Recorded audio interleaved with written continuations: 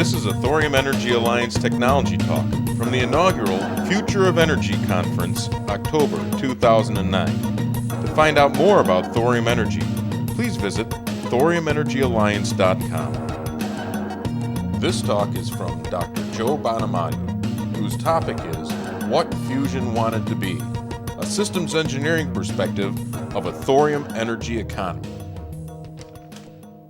Cost is one that is really touchy to talk about, especially at this point. Again, if you look at your inherent properties that thorium has, it promises to be less expensive. Any program or any technology can be more expensive. I guarantee it. There are people out there that will spend the money and drive up the cost. There's an infinite number of questions. There's an infinite number of risks that would be resolved. So,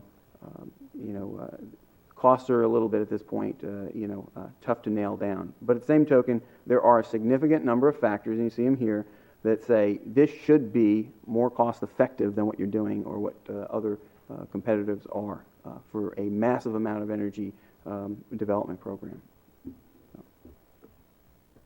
Let's see, we got to return. Again, desired goals. I place it under security is proliferation resistance, but I want to make a point here that there's a whole lot of other things other than proliferation, and that one even is kind of vague. Exactly what does that mean? But if your system is also able to have a much stable grid, a better stable grid, be more resistant to a hand grenade being thrown at it, those kinds of things. That's just as important as whether it is or isn't able to be, base material for a weapon system.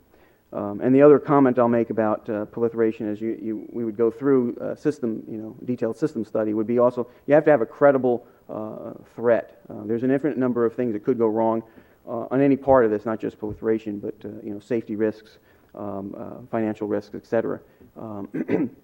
But at the same token, you have to have, it has to be credible. I want to talk very briefly about work breakdown structure. I haven't spent a lot of time on this. This is kind of the first tool of a systems engineer.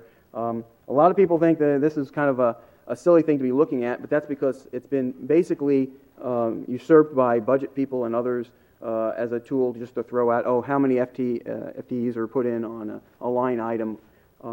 It is basically, was designed originally for system engineering. It's the first step we take to organize. We put all the pieces down. What are the tasks you have to do?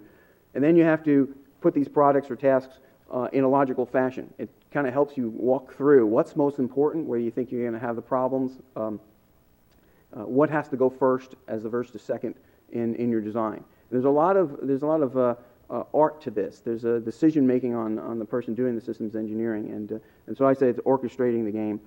Again, it's used later on once you have this well-organized work breakdown, by budget people and managers and everything else, and then they go off and corrupt it. But it is an engineering tool that's done up front to keep you from forgetting something or getting something out of misproportion within the actual work to be done. So what I've done here is I looked at one that is development reactor. Okay, it's a non-production. This is not the full thing. It is full scale. The full scale is small because it's mobile. It's that kind of concept. And I wasn't optimizing for efficiency or maximum volume. I'm showing you a proof of demonstration kind of development. And assuming that that's useful for the military, I probably was thinking more of military application the first time, but this is the same kinds of things are used for each thing. So here's your first level. Systems engineering is first. Notice project management. I barely wanted to even put it on the chart because, again, most people will throw project management up front. That's the first thing you do. Well, I don't need project managers. I need engineers to figure out what are the pieces that go together first and how they go together best, and then we can bring the project manager to work the rest of the program. Then you normally have two big pieces, or the big pieces of your program. If you're doing aircraft development, you have the aircraft, you have a weapon system if it's military, etc. But here is the reactor and power conversion. Most people consider that's the correct, things that come to mind. Then the two others that I break out is thermal management and chemical processing. This kind of development is going to take those two things. Those are the real important ones. And then security. as well. And I'll break these down a little bit further. I didn't go down but to 3 levels here. Systems engineering, as your standard things, you've got to do trades, interface documents, etc. The basic engineering that gets done.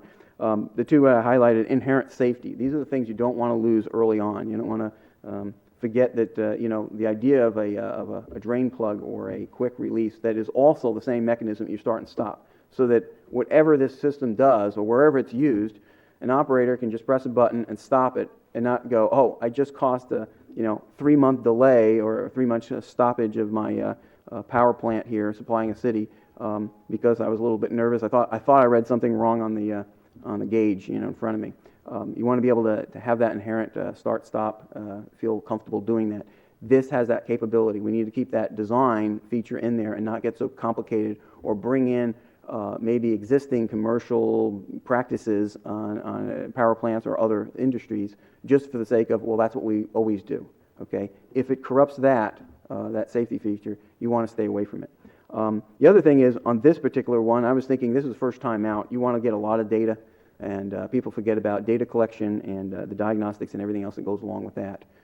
So again, if you're emphasizing something, you put it on your chart first and say, that's a task I don't want to lose if this is the type of project, this is the objective I'm trying to get to. I think that's one that we need to worry about. What are the main instruments in this orchestra, I guess? The reactor and the power conversion. I think people would just go, yeah, those are it. Now, originally I had reactor, and you can see it's labeled 2.0, and then power system, which is, but in talking here, I realized, that may not be the best thing. The best thing may be actually start with power conversion.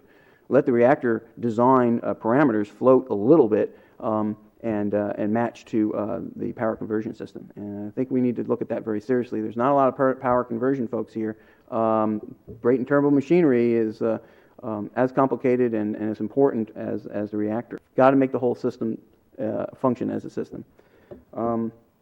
So power conversion may be in. Now the sheet music, as they call it, these are the 2 things that I feel like, and I go thermal management, maybe that's my area, that's why I consider it. People are going to laugh, insulation and heaters. Well, come on, we've done that with no problem, okay?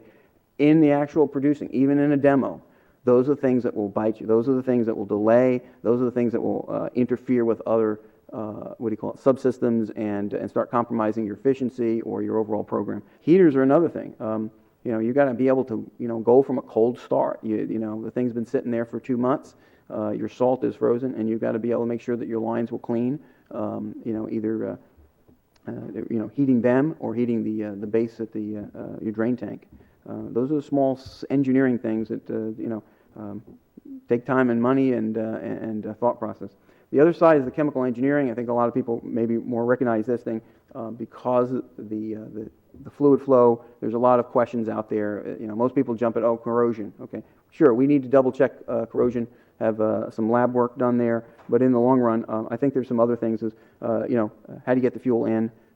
What is the exact process? Have you proved these things out? Those are the questions that people that before they put up millions or billions of dollars to throw the entire economy on a thorium. They're going to need to feel more comfortable with those things.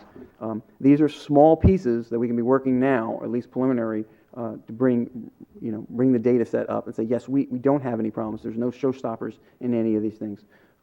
Because the people who are not going to be for thorium or thorium economy are going to look for these things. I think we need to keep the education going, and if,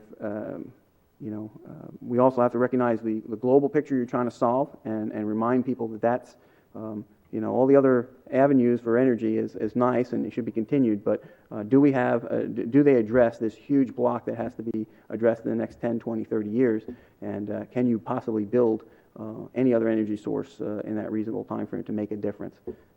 So that should cover it. Thank you.